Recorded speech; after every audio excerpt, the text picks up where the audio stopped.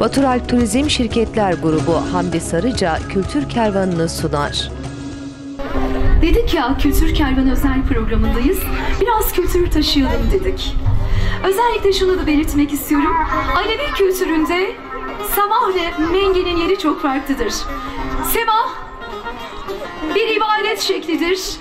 Tasavvuf içeren sözcüklerle Hakk'a yalvarıştır.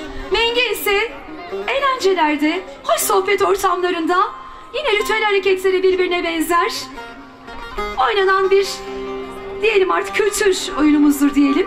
Menge, şu dağların yükseğine erseler, lale sümbül mor menekşe verseler, bir güzeli bir çirkine verseler, güzel ağlar çirkin güler bir zaman.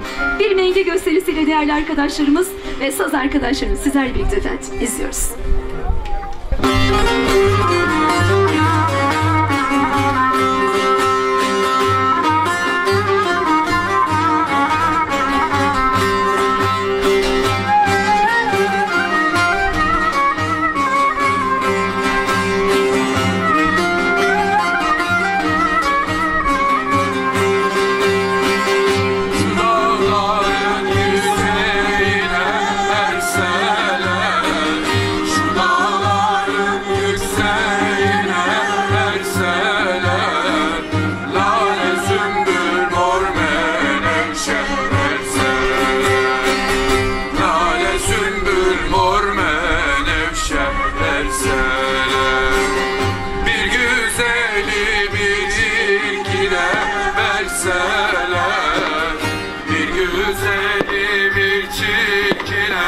Verseler, güzel ağlar çirkin güler bir zaman.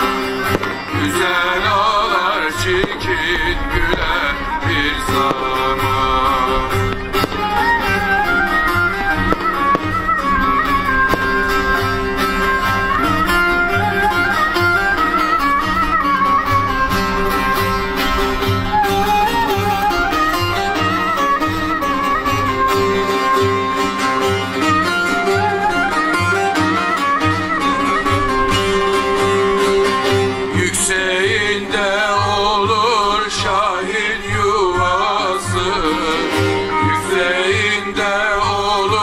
Şahin yuvası indi mengenine Avşar Ovası.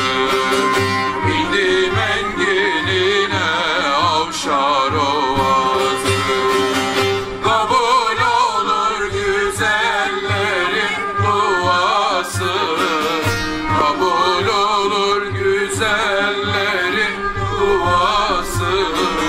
Hak'tan sevdiğini diler bir zaman. Hak'tan sevdiğini